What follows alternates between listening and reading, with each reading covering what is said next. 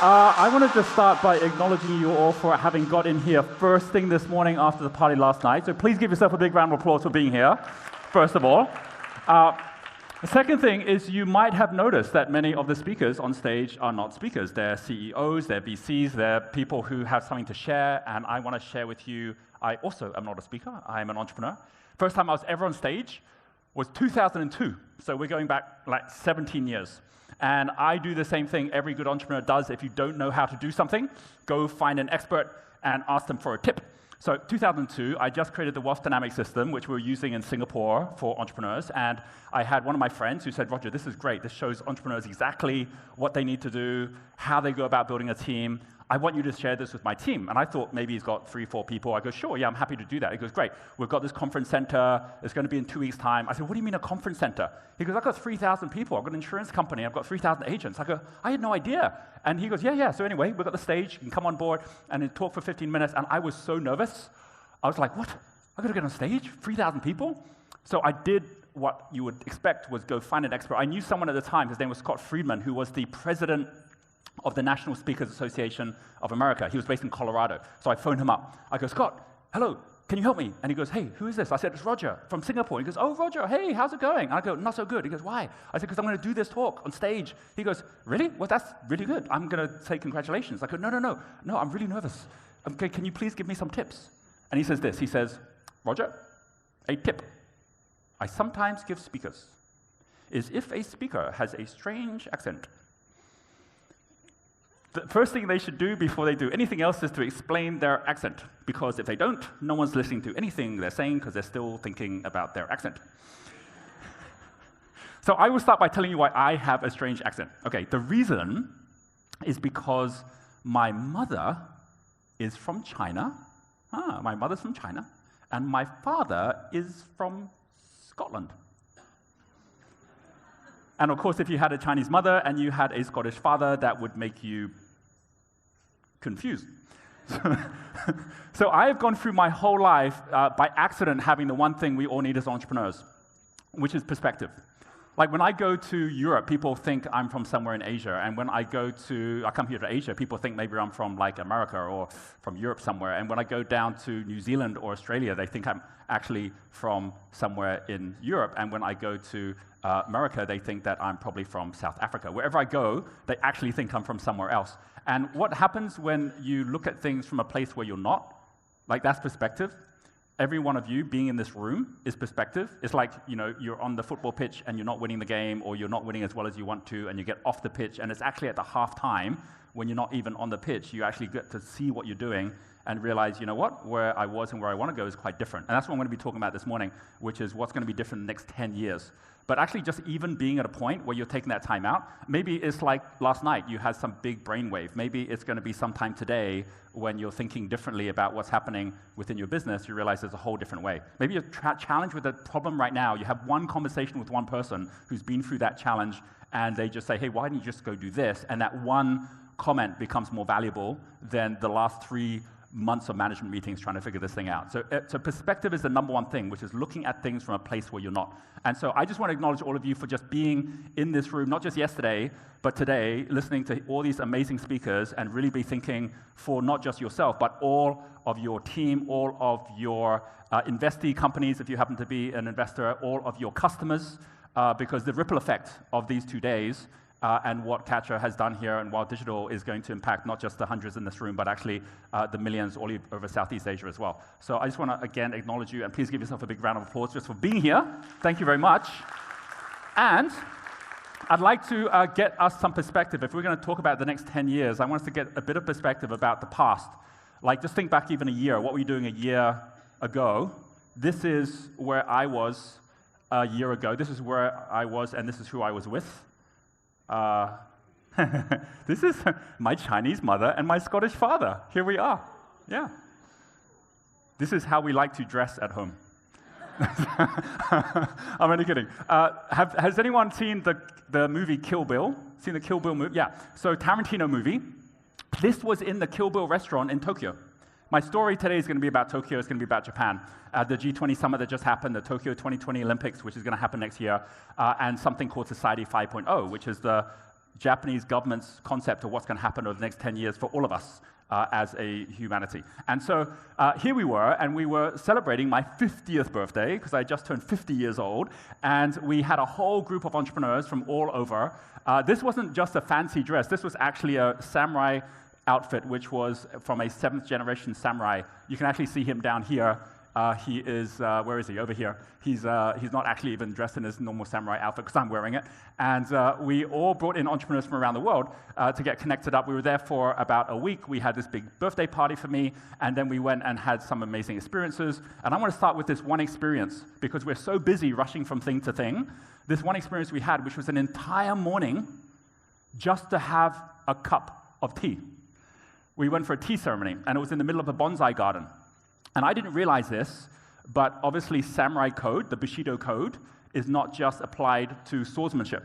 It's applied in all areas of life. So the tea maker was a 7th black belt tea maker in the samurai code. And so here she is, and she is actually giving tea to my mother, because she was the oldest in the group.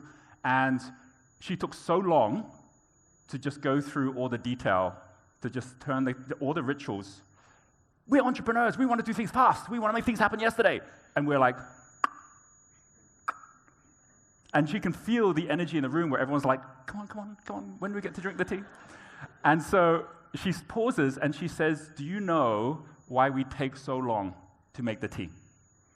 And so, of course, we all wanted to know. We said, why? And she said, because of this. And she handed out a sheet of paper, which is one of the keys in the Bushido code, which is the one over here. And she says, what this says is Ichigo Ichie. And what Ichigo Ichie translates into in English is treasure every meeting, for it will never occur again. Those of you who have the most successful businesses in this room today, those of you who have the most successful businesses in 10 years' time, will not be the ones that are trying to do things fastest. It's those of you who actually take the time to slow down, to really think, what does the customer really want? To really think, what is it that my talent, my team, really care about? Because if you go 10 times more microscope, you end up going 10 times more telescope. You know, if you want to get 10 times bigger, go 10 times better. And that's what she was teaching us, is that just even the person you're sitting next to right now, the fact that they're here, they took the time to be here, they're sitting in that exact seat next to you, and you're sitting exactly where you are, and I'm saying exactly what I'm saying, this moment will never, ever happen again. So what I'm going to ask you all to do, just before I just jump into this, I'm going to ask you all to just take a moment, and what you're about to do is you're going to turn to the person next to you, you're going to introduce yourself. You might know them, they might be a total stranger. And here's what you're going to do. Before you do it, here's what I'm going to ask you to do. I'm going to ask you not to tell them what you're doing today. I'm going to ask you to be thinking about what were you doing 30 years ago. 30 years ago, think that 30 years ago was, we're going all the way back to 1987, right? 1989. Take your age, minus 30, how young were you, right, at that age 30 years ago? If you're under 30, you do not need to do this exercise. So turn to the person next to you and just share with them, what were you doing 30 years ago? Go ahead.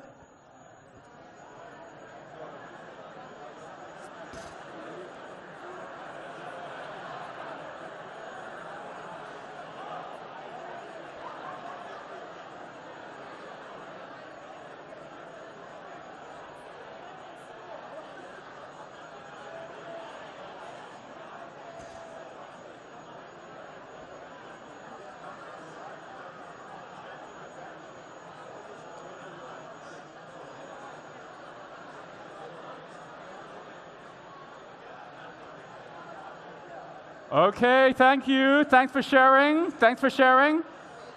Please give your partner a round of applause for sharing, first of all. Give your partner a round of applause for sharing. So I'm sure many of you are doing something very different 30 years ago. The reason I asked you that question is it wasn't just my 50th birthday. It was someone, or more like something's 30th birthday just 3 months ago. 3 months ago, the World Wide Web turned 30 years old. 30 years old. World Wide Web itself is a millennial.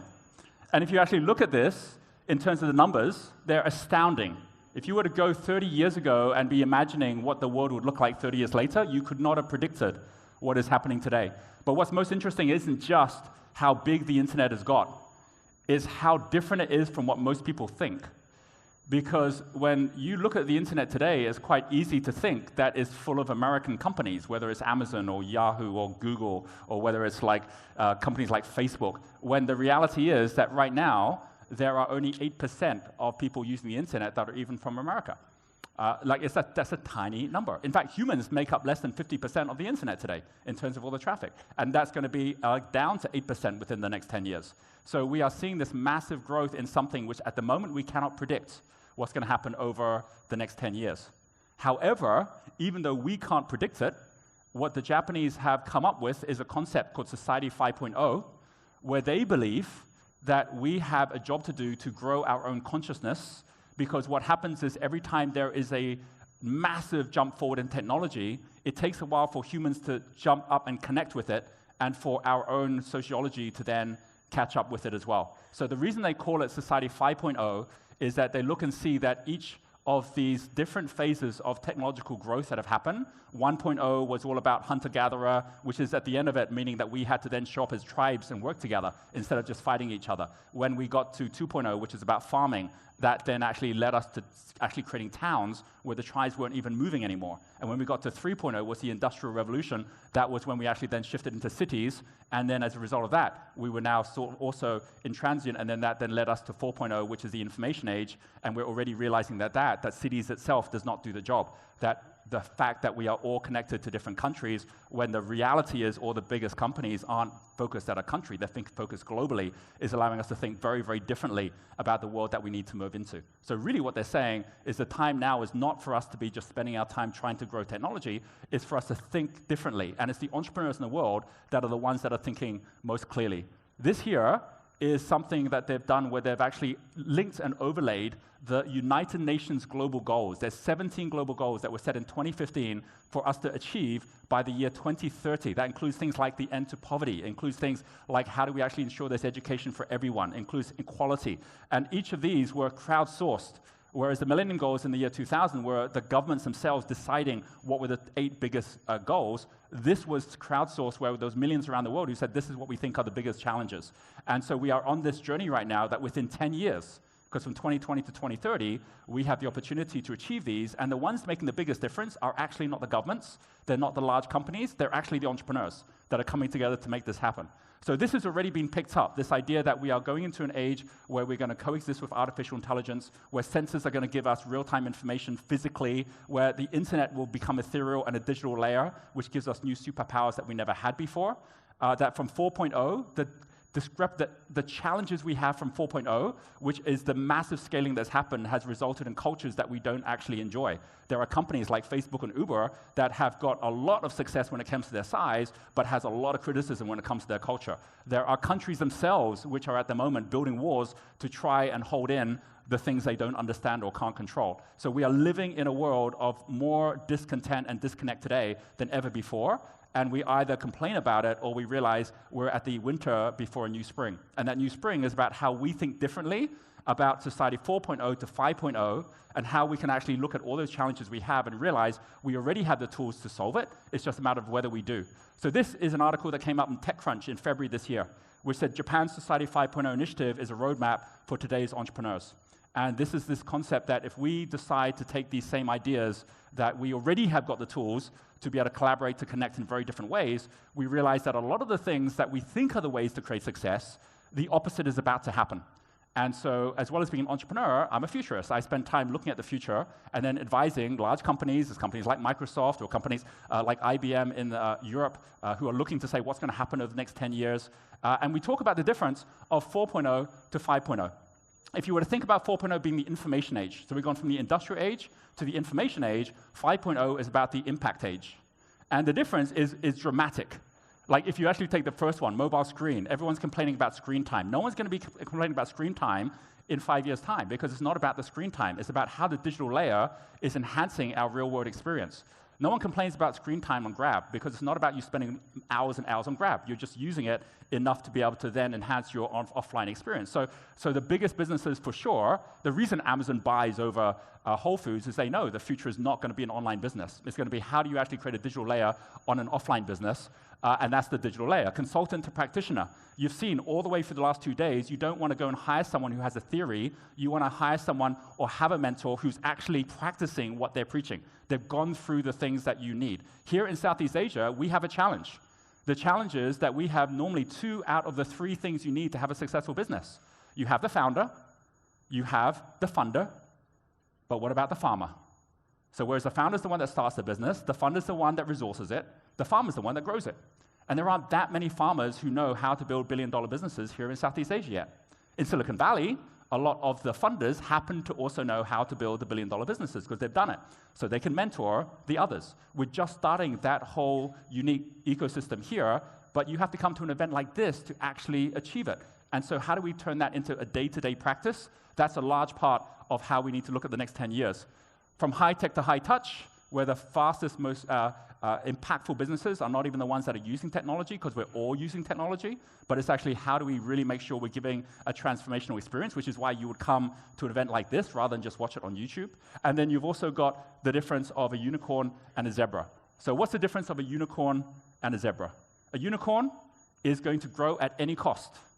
And so it has to go out and feed itself voraciously with more capital. A zebra is something that's growing at the same pace, but profitably. The companies like Amazon and Apple, even though they're giant, still grow, but they're growing profitably because they're acquiring other companies and then adding a digital layer to it. So this idea of shifting the way we're thinking about even sustainability. I think there's a lot of people in this room who would agree that there is a high likelihood we're going to have a major disruption or we're going to have a major downturn in the coming years.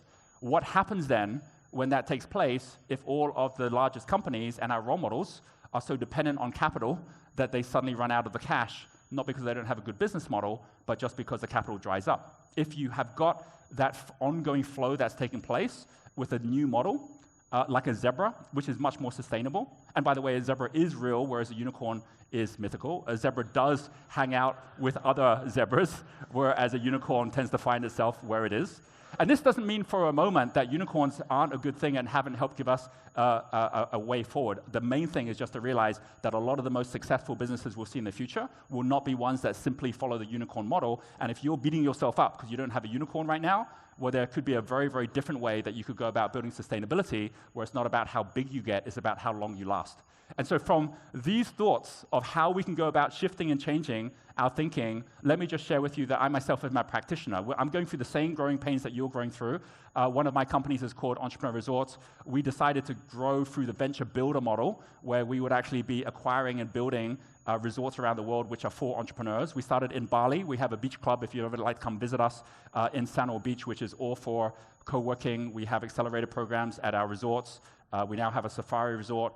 And we listed this company on the stock market. We had an IPO 2 years ago. And then we then also have our tech platform where we have just over 1 million entrepreneurs now in 20,000 cities around the world. And it's a digital layer where we're now acquiring other mentoring and training companies that we're giving them a digital layer as well. So as we're going through this whole process, we're thinking, how do we turn all of our solutions from what is currently a digital layer into augmented reality, into virtual reality, giving us a chance to connect online and then to actually be able to connect as well. And what do we do if we start thinking about the next 10 years as a plan where our whole purpose is not just to serve our customer, but is actually to serve society?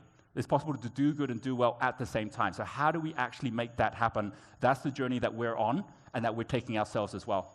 So off the back of that thought, one of the things that I want to share is, why am I doing all of this? Why might you decide that your business in this next 10 years is going to leave a bigger impact than just the customers or investors that you serve?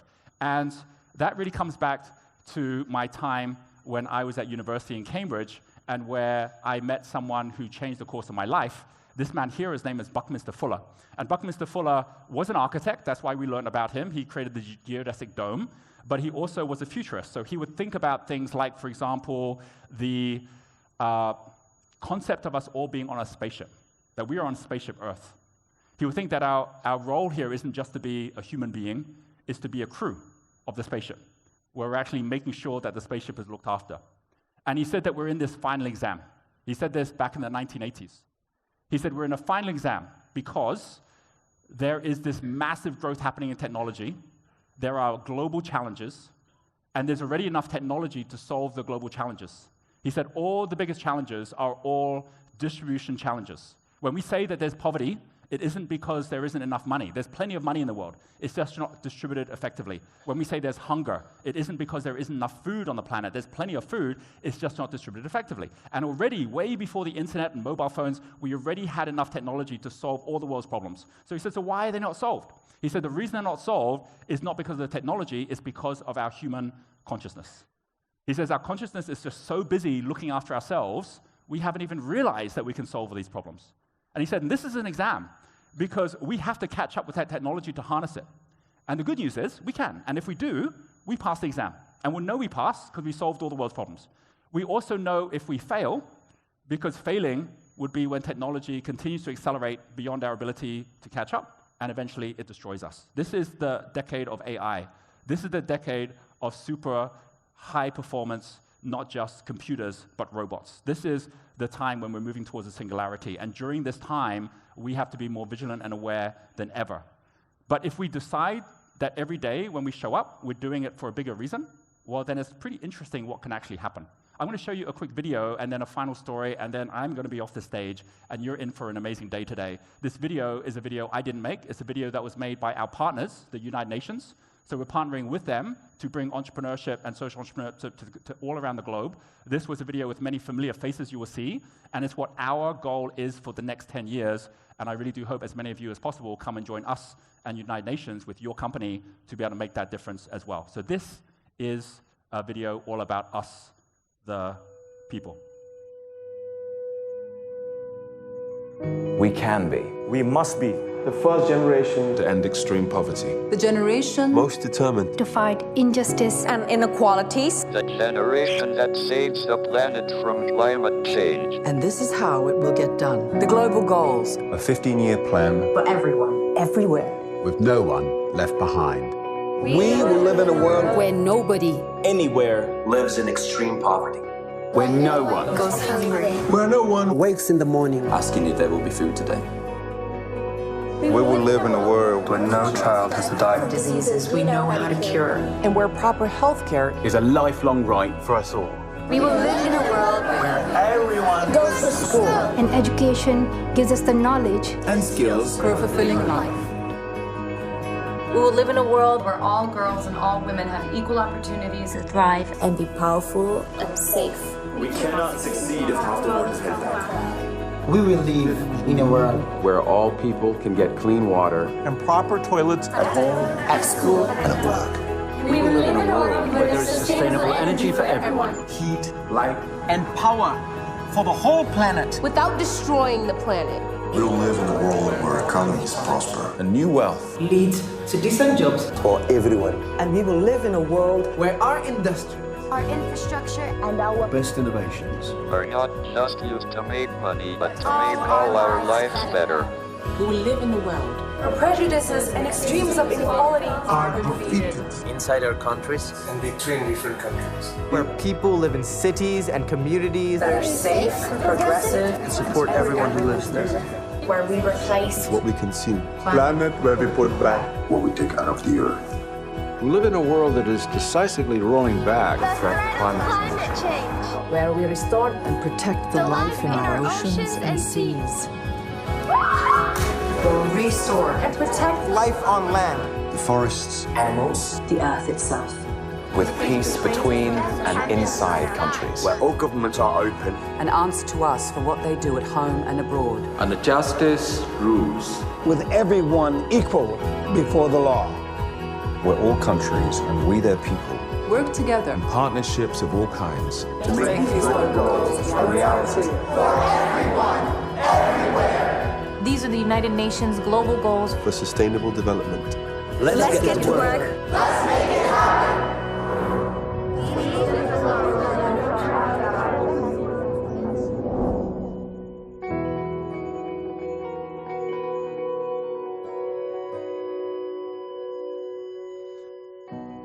If we take the whole thought that maybe your business isn't just a business for you to be able to really grow and serve your market, that maybe your business isn't just there to really make sure that your staff, your team are looked after, or that it's just there to give your investors a return, or you get the lifestyle that you want, but if it's there for something bigger, What if we were to collectively decide this next 10 years, it wasn't going to be the governments that were going to decide whether or not we're going to have the future we want. And it's not going to be the consumers either. It's going to be the entrepreneurs ourselves that have to take up that step. There is no question that in the next 10 years, education is going to transform. The healthcare is going to transform. FinTech is going to transform. But the question is transform to what? And that's what we get to decide. I want to finish with a story because you might think, well, that's a good opportunity. I'm just going to kind of grow my business and I'll do something which is good for a cause as well. And all the different entrepreneurs that we work with, we start by saying, what's the purpose of why you're here? It's got to be something bigger, and then you attract the best talent, and then you attract the best customers. So what is that bigger thing? And I want to just share with you how if you look at it as an opportunity, that might already be the wrong way. When I was at this bonsai garden that I mentioned earlier, and we were there at the tea ceremony. We came out after the tea ceremony. It was a bright, sunny day. As you can see here, we were looking at one of the amazing bonsai trees, and there was a gardener, or who we thought was a gardener, who was there gardening the tree. And so we went up to him. He's like 75 years old. And we said, hey, have you been a gardener here for long? He says, oh, I've been here for like 20 years doing this. We go, wow, well, how long have you been working, like each day? How long? Oh, I start at 6 in the morning. I go to 8 at night, 14 hours a day. I said, wow, you must enjoy your weekends. No, I work during the weekends as well. It's like, whoa, you're 7 days a week. You must have a really terrible boss. He goes, no, I am the boss. He's the boss. He goes, yeah, this is my bonsai garden. We said, but these are expensive, aren't they? He goes, yeah, the whole bonsai garden is like, what, $50 million here. We're like, oh, how did you make your money? He's like, oh, I had a noodle company.